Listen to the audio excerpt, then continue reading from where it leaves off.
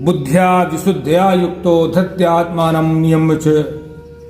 भगवत प्राप्त ज्ञान योग के द्वारा भगवान की प्राप्ति के लिए 6 श्लोक भगवान ने बताए हैं, बहुत अच्छे हैं। 6 ठो भगवान की प्राप्ति के 6 ठो बहुत अच्छी बातें बताई हैं।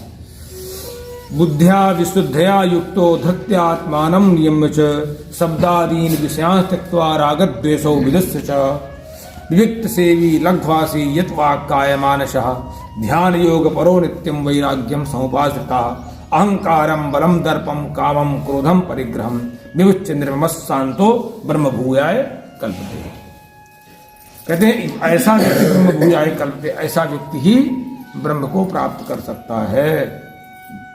ऐसा व्यक्ति ही ब्रह्म में मिल जाता है, अभिन्न भाव से ब्रह्म को प्राप्त कर लेता है, बिल्कुल ब्रह्म में मिल जाता है। इनके अलावा कोई साधन ही है ही नहीं। कहते हैं कि एक तो बुद्धि जो है परम शुद्ध हो जानी चाहिए उसकी, राग द्वेष से मुक्त बुद्धि परम शुद्ध होनी चाहिए।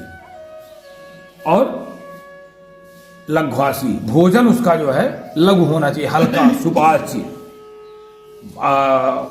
पेट के 3 भाग बताने के लिए भगवान ने शास्त्र में कहा गया है। एक भाग अनाज से भरिए, एक भाग वायु के आदान प्रदान के लिए, और एक भाग लिक्विड अभी आप लेंगे ना, बीच में जल लेंगे इत्यादि लेंगे, इसके लिए। वो व्यक्ति कभी बीमार हो ही नहीं सकता, गंभीर तो बीमार नहीं हो सकता, सीजनल हो जाएगा, लेकिन ऐसा नहीं हो सकता कि ऐसी स्थिति। इसलिए अगर अतिरिक्त लेंगे तो आपका वो कब बन जाएगा, श्लेष्मा बन जाएगा, वो फक्का निकलेगा, वो आपको परेशान करेगा, वो मोटापा असुविधाएं तमाम पैदा कर देगा। भगवान ने कहा लघ्वासी, भोजन जो है एक तो नियमित हो और लघु हल्का हो, कम मात्रा में।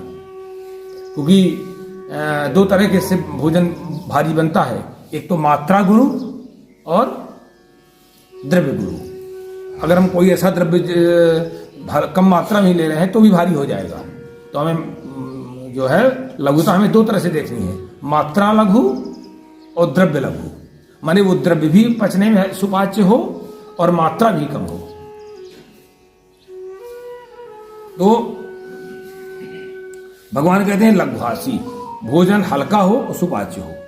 और फिर कहा उसका मन लगने लगेगा, फिर साधना में मन लगने लगता है तो क्या होगा, शब्दादीन विषयान् त्यक्त्वा, रूप रस गंध शब्द स्पर्श से धीरे धीरे इनकी वासनाओं से धीरे धीरे मुक्त होना चाहिए। धीरे धीरे विविक्त सेवी, एकांतवास, ज्यादा प्रपंच न लगावे, एकांतवास, उस भजन में मन लगा रहे। धृत्या, धारणा शक्ति के द्वारा आत्मानम, अपने आप को धारणा शक्ति के द्वारा, धैर्य के द्वारा, धृति के द्वारा अपने आप को कंट्रोल करके, नियमित करके, विनियमित करके, संयम करके, यत् वाक्काय मनसा, मन वाणी शरीर को बस में करके, राग और द्वेष से विदस्य, राग और द्वेष से मुक्त होकर के सर्वथा नष्ट कर दे। धीरे धीरे, एकदम तो नहीं होता ना, अभ्यास करते करते करते करते मुक्त हो जाएगा। अपना निरीक्षण करते रहिए, हमें कितना बचाइए, हमें कौन कौन से दोष कितने बचे, हमें कौन कौन से दोष कितने बचे, बस धीरे धीरे धीरे से ठीक होने लगता है।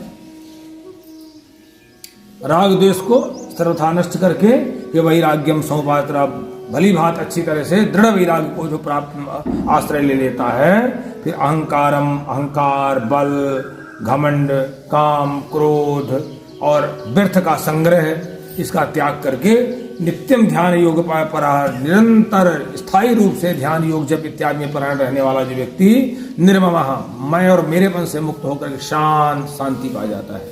धीरे धीरे शांत होता चला जाएगा, हलचल अंदर की सारी खत्म हो जाएगी, बेचैनी खत्म हो जाएगी, सारी बेचैनी खत्म हो जाएगी।